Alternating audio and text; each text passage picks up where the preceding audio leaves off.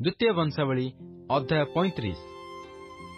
एथि उतारे जोसियो सदाप्रभुको उद्देश्य जेरुसालेम निस्तार पर्व पालन कले और लोक माने प्रथम मासर चतुर्दश दिन निस्तार पर्वर बलि बध कले।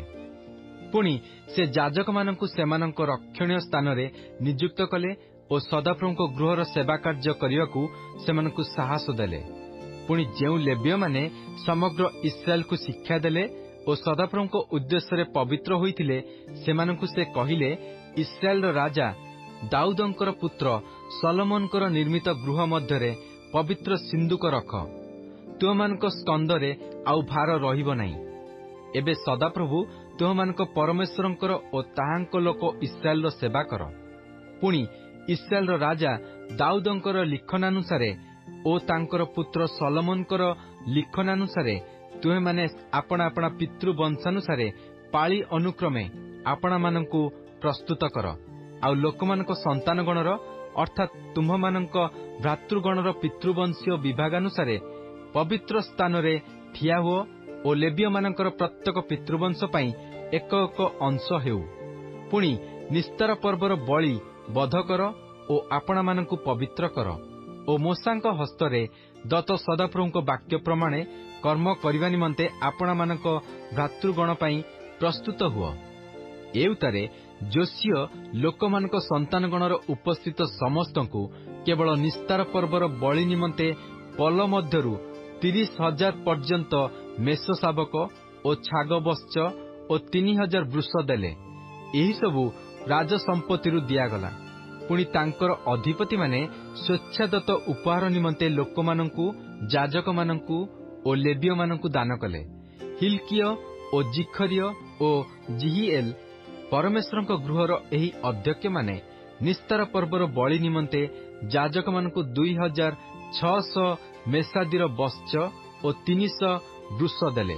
मध्य कनानीय ओ समय ओ नथनेल नामक ताहार भाई माने आउ हसबिय ओ जियुएल ओ जोसाबद एही लेवीय प्रधान माने निस्तार पर्वर बलि निमंते लेवीय मानकु 500 मेसादीर बश्च और 500 वृष देले। एही रूपे कर्मर आयोजन हुंते राजाज्ञानुसारे जाजक माने आपणा आपणा स्थान रे और लेवीय माने आपणा आपणा पाଳି अनुसारे ठिया हेले।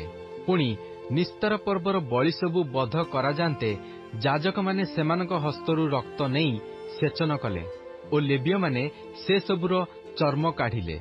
आउ मोसा पुस्तकर लिखनानुसारे सदाप्रभुको उद्देश्यर उत्सर्ग करणार्थे लोकमानक संतान मानंकु सेमानक पितृवंशीय विभागानुसारे देवा पई सेमाने होम बलि उठाई नेले। आउ सेमाने वृष मानंकु सेही परि कले। एउतारे सेमाने विधानानुसारे निस्तार पर्वर बलि अग्नि रे पाक कले। आउ सेमाने अन्यान्य पवित्र बलि हांडीरे ओ हंडारे ओ करेईरे सिद्ध कले और लोकमानक संतानगण निकटकू ताहा सबु शीघ्र नहीं परिवेषण कले। एथि उतारे सेमाने आपणा मानंक पई ओ जाजक मानक पई प्रस्तुत कले। कारण हारण संतान जाजक माने होम बलि ओ मेद उत्सर्ग करिवारे रात्रि पर्यंत व्यस्त थिले। एहेतु लेवीय माने आपणा मानंक पई ओ हारण संतान जाजक मानंक पई प्रस्तुत कले। पुणी दाऊदंकर ओ आसफर ओ हेमनर ओ राजदर्शक जिदुथुन आज्ञानुसारे आसफ संतान गायक माने आपणा आपणा स्थान रे थिले और प्रत्येक द्वार रे द्वारपाल मान थिले। आपणा आपणा सेवा कार्यरु सेमानकर जीवार आवश्यक हेला नहीं, कारण सेमानक लेवीय भाई माने सेमानक पई प्रस्तुत कले। एही रूपे जोसियो राजांकर आज्ञानुसारे निस्तार पर्व पालनार्थे और सदाप्रभुको यज्ञवेदी रे होम बलि उत्सर्ग करणार्थे सेही दिन सदाप्रभुको सेवार्थक सकलर आयोजन हैला। एणु उपस्थित इस्राएल संतान माने सेही समय 7 दिन निस्तार पर्व और ताड़ी शून्य रोटीर पर्व पालन कले। पुणी सामुएल भविष्यद्वक्तांकर दिन ठारू इस्राएल मध्यरे ए प्रकार निस्तार पर्व प्रतिपालित होई नथिला। किएबा जोसियो और जाजक माने और लेवीय माने पुणी उपस्थित समग्र जिहुदा और इस्राएल और जेरुसालेम निवासी माने जेपरि निस्तार पर्व पालन कले सेपरि इस्राएल रो कोनोसी राजा करि नाहंती। जोसियंकर राज्योत्तर 18 वर्ष रे ଏହି ନିସ୍ତାର ପର୍ବ ପ୍ରତିପାଳିତ ହେଲା।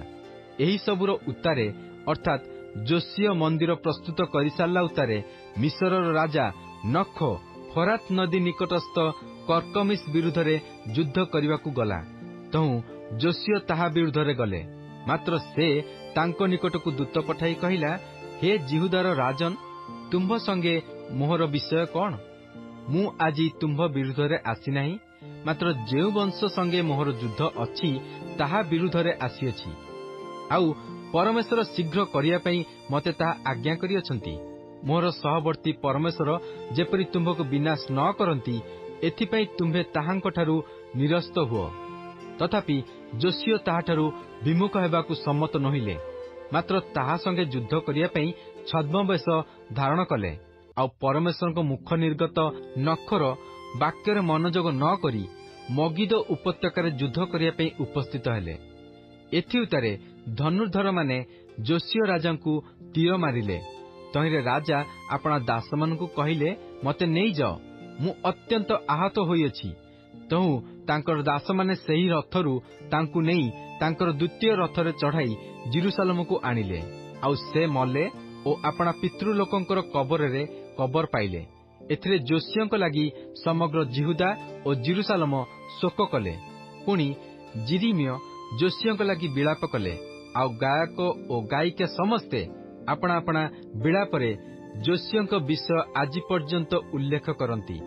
ଲୋକମାନେ ଇସ୍ରାଏଲ ମଧ୍ୟରେ ଏହା ଏକ ପାଳନୀୟ ବିଧି କଲେ। ଆଉ ଦେଖ, ତାହା ବିଳାପ ସଂହିତାରେ ଲିଖିତ ଅଛି। ଏହି ଯୋଶୀୟଙ୍କର ଅବଶିଷ୍ଟ ବୃତ୍ତାନ୍ତ ଓ ସଦାପ୍ରଭୁଙ୍କ ବ୍ୟବସ୍ଥାର ଲିଖନାନୁଯାୟୀ ତାଙ୍କର ସୁକର୍ମ ଓ ତାଙ୍କର ଆଦ୍ୟନ୍ତ କ୍ରିୟାସକଳ ଦେଖ, ଇସ୍ରାଏଲ ଓ ଜିହୁଦାର ରାଜଗଣର ଇତିହାସ ପୁସ୍ତକରେ ଲିଖିତ ଅଛି।